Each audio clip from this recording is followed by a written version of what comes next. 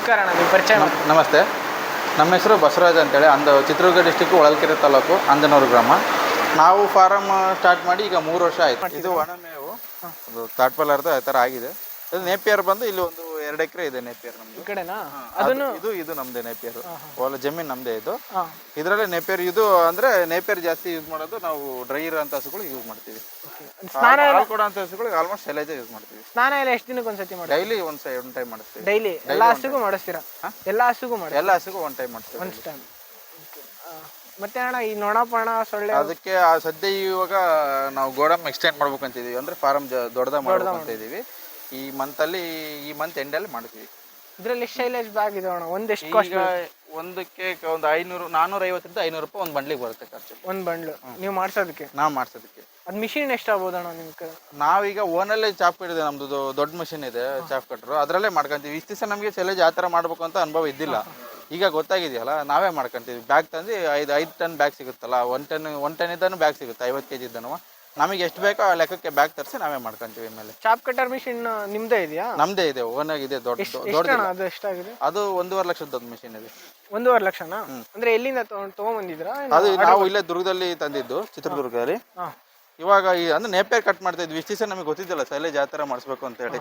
ಹಂಗಾಗಿ ಒಂದ್ಸತಿ ನೋಡ್ಕೋಬೇಕಂತೇಳಿ ಶೈಲೇಜ್ ಮಿಷಿನ್ ತರಿಸಿದ್ವಿ. 3 ವರ್ಷದಲ್ಲಿ ಅಂದ್ರೆ ವರ್ಷ ಇಷ್ಟು ಹಾಕ್ಲಾ ಎಕ್ಸ್ಟೆಂಡ್ ಮಾಡ್ಬೇಕನ್ನೋ ಏನಾರು ಇದು ಪ್ಲಾನ್? ವರ್ಷ 10 ಹಸು ಎಕ್ಸ್ಟೆಂಡ್ ಮಾಡ್ಕೊಂತಾನೆ ಬರ್ತಾ ಇದೀವಿ. 10 ಹಸುನ ವರ್ಷ ಜಾಸ್ತಿ ಮಾಡ್ಕೊಂತಾನೆ ಬರ್ತಾ ಇದೀವಿ.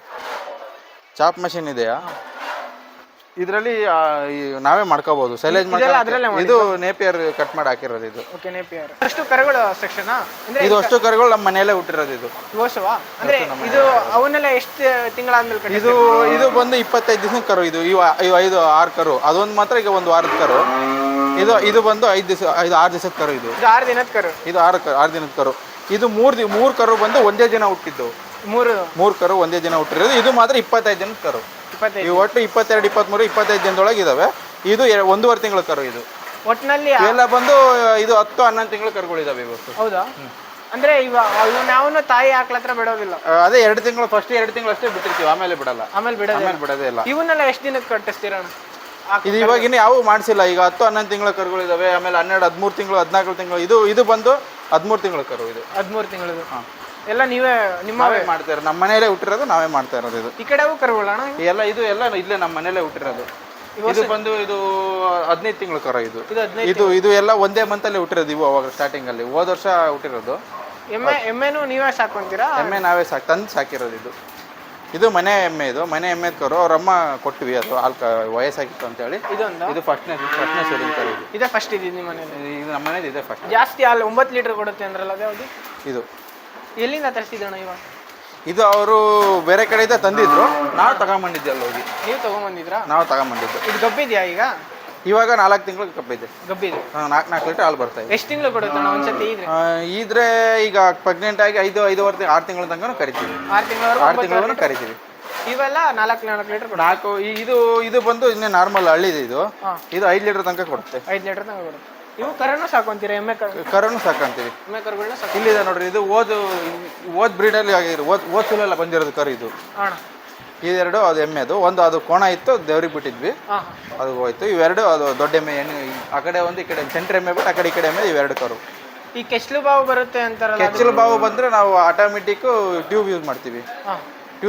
ಟ್ಯೂಬ್ ಯೂಸ್ ಮಾಡಿ ಜಾಸ್ತಿ ಏನೋ ಕೆಚ್ಚಲು ಬಾವು ರೋಗ ನಮ್ದು ಜಾಸ್ತಿ ಕರೆ. ಯಾಕಂದ್ರೆ ನಾವು ಮಿಷಿನ್ ಹಾಕಲ್ಲ, ಕೈಯಲ್ಲಿ ಕರಿತೀವಲ್ಲ, ಜಾಸ್ತಿ ಕೆಚ್ಚಲು ಬಾವು ಕಂಡಿಲ್ಲ ನಮ್ಮದ್ರಲ್ಲಿ. ಅಂದ್ರೆ ಬರುತ್ತೆ, ಅದಕ್ಕೇನು ನೀವೇನು ಮಾಡ್ಕೊಂತೀರಾ? ನಾವು ಜಾಸ್ತಿ ಟ್ಯೂಬ್ ಯೂಸ್ ಮಾಡ್ತೀವಿ. ಇಲ್ಲಾಂದ್ರೆ ನಿಂಬು, ಆಮೇಲೆ ಡಾಲ್ಡಾ, ಅರಿಶಿನ ಹಾಕಿ ಬೇಗ ಅಲೋವೆರಾ ಒಂದು ಯೂಸ್ ಮಾಡ್ತೀವಿ.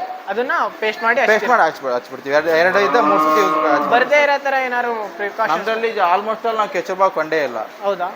ಕರೆದ್ ಗುಡ್ಲೆ ಕೆಲವ್ರು ಮಲಗಕ್ ಬಿಡಬಾರ್ದು ಅಂತ ಹೇಳ್ತಾರೆ. ನಮ್ದ್ರಲ್ಲಿ ಆಲ್ಮೋಸ್ಟ್ ಅಲ್ಲಿ ಜಾಸ್ತಿ ಹಾಲು ಕೊಡೋ ಹಸುಗಳು ಇದಾವೆ. ಏನಿದಾವೆ ಅಂದ್ರೆ ಹಾಲು ಕರೆದು 1 ಅವರಲ್ಲೇ ಮಲಗಿ ಬಿಡ್ತವೆ. ಅವಾಗ ನಾವು 1 ಅವರ್ ಆಗುತ್ತಲ್ಲ ಹಾಲು ಕರೆಯೋದ್ರಲ್ಲಿ, ಫಸ್ಟ್ ಮುಗಿಸೋದ್ರಲ್ಲಿ. ಆಮೇಲೆ ಎದ್ದು ಅಂದ್ರೆ ಮೇವು ತಿಂದು ಆರಾಮ ಮೆಲ್ಕ್ ಹಾಕೊಂಡು ನಿಂತ್ಕೊಂತಾರೆ. ನಮ್ದಲ್ಲಿ ಕೆಚ್ಚಲು ಬಾವು ಜಾಸ್ತಿ ಕಂಡಿಲ್ಲ ನಮ್ಮ ಫಾರಮಲ್ಲಿ. ಗೊಬ್ಬರ ಎಲ್ಲ ಈಗ ಮ್ಯಾಟ್ ಹಾಕ್ತಿದ್ದೀರಲ್ಲ, ಮ್ಯಾಟ್ ಎಲ್ಲ ಎಷ್ಟು ಖರ್ಚಾಯ್ತು? ಇದೆಲ್ಲ ಬಂದು 2400 ರೂಪಾಯಿ ಒಂದು ಮ್ಯಾಟ್. ಇದು ಒಂದು ಮ್ಯಾಟ್ 2400 ರೂಪಾಯಿ ಅಷ್ಟು. ಆಲ್ಮೋಸ್ಟ್ ಎಲ್ಲಕ್ಕೂ ಮ್ಯಾಟ್ ಹಾಕಿದ್ದೀವಿ. ಕರುಗಳಿಗೆ ಸ್ವಲ್ಪ ಇದು ಜಾಸ್ತಿ ದೊಡ್ಡ ರಾಸ ಐತಲ್ಲ, ಹಂಗಾಗಿ ಜಾಸ್ತಿ ಜರುಗ್ತವೆ ಅಂತ ತೆಗ್ದಿದ್ದಾರೆ. ಇವತ್ತು ತೆಗೆದು ಎಲ್ಲ ವಾಶ್ ಮಾಡಿದ್ದಾರೆ.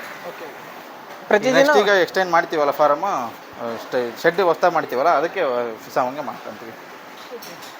ಈ 3 ವರ್ಷಕ್ಕೆ ಇಷ್ಟಕ್ಕೆ ಬಂದಿದ್ವಿ. ಮೊದಲು ಇಲ್ಲಿ ಬರೀ ಒಳಗೆ ಇತ್ತು, ಮತ್ತೆ ತಿರುಗೋಷ್ಟು ಇಷ್ಟು ಮಾಡಿದ್ದೀವಿ. ಇವಾಗ ಇನ್ನೂ ಜಾಸ್ತಿ ಮಾಡ್ಬೇಕು ಅಂತಿದ್ದಾವೆ. ಎಲ್ಲಿಗೆ ಎಷ್ಟಾಗುತ್ತೋ ಅಷ್ಟು ಮಾಡ್ತೀವಿ. ಅಂದರೆ SNF ಫ್ಯಾಟ್ ಹಿಡಿಯೋದಕ್ಕೆ ನೀವೇನಾರು ಮಿಷಿನ್ ತಂದಿದ್ದೀರಾ? ಇಲ್ಲ, ಮಿಷಿನ್ ಏನಿಲ್ಲ, ಡೈರಿಯಲ್ಲೇ ಚೆಕ್ ಮಾಡ್ತಾರೆ. ಅವರೇ ಅಲ್ಲೇ ಚೆಕ್ ಮಾಡ್ಕೊಂತಾರೆ ಎಲ್ಲ. ನಿಮ್ದು ಇಲ್ಲಿಂದ ಕ್ಯಾನ್ ಕಳಿಸ್ಕೊಡಿ. ಕ್ಯಾನ್ ಇಲ್ಲಿಂದ ತಗೊಂಡು ಹೋಗ್ತೀವಿ, ಅಲ್ಲಿ ಚೆಕ್ ಮಾಡ್ತಾರೆ. ಅಲ್ಲಿ ಯಾವ ಊರ್ದನೋ ಡೈರಿ ಅಂದರೆ ಅಂದನೂರು. ಅನ್ನೂರಲ್ಲೇ ನಿಮ್ಮೂರಲ್ಲೇ ಇದೆಯಾ? ಅಣ್ಣ ಈಗ ಹೊಸ್ದಾಗಿ ಏನಾರು ಡೈರಿ ಫಾರ್ಮ್ ಮಾಡ್ಬೇಕಂತ ಇರ್ತಾರಲ್ಲ, ಅವ್ರಿಗೆ ಏನಾರು ಹೇಳಕ್ಕೆ ಏನು? ಸ್ಟಾರ್ಟಿಂಗಲ್ಲಿ ಏನು ಸಿಗಲ್ಲ. ನಾವು ಹಾಕಿರೋ ಬಂಡವಾಳ ಮಿನಿಮಮ್ ಜಾಸ್ತಿ ಹಾಕೋದು ಬೇಡ. ಸ್ಟಾರ್ಟಿಂಗಲ್ಲಿ ಒಂದು 10 ಹಸು ತಗೊಂಡ್ರು ನಾವು ಬೇಗ ಸಿಗಲ್ಲ ಅದರಲ್ಲಿ ಏನು ಅಮೌಂಟ್. ನಾವೇನು ಅನ್ಕೊಂಡಿರ್ತೀವಲ್ಲ, ಇದರಲ್ಲಿ ಲಾಭ ಗಳಿಸ್ಬೇಕು ಅಂತ ಹಾಕಿರೋ ಒಂದು ಬಂಡವಾಳ ಸಿಗಬೇಕು ಅಂತ ಅಷ್ಟು ಬೇಗ ಸಿಗಲ್ಲ. ಆಮೇಲೆ ಸಿಗುತ್ತೆ. ಫಸ್ಟಿಗೆ ನಾವು ಏನು ಅಮೌಂಟ್ ಹಾಕಿದ್ರೆ ಏನೂ ಸಿಗಲ್ಲ ಬೇಗ. ಎಷ್ಟು ವರ್ಷ ಕಾಯ್ಬೇಕಾಗುತ್ತೆ ಅನ್ಸುತ್ತೆ? ಮಿನಿಮಮ್ ಒಂದು 2 ವರ್ಷ ಏನಾದರೂ ಬೇಕು.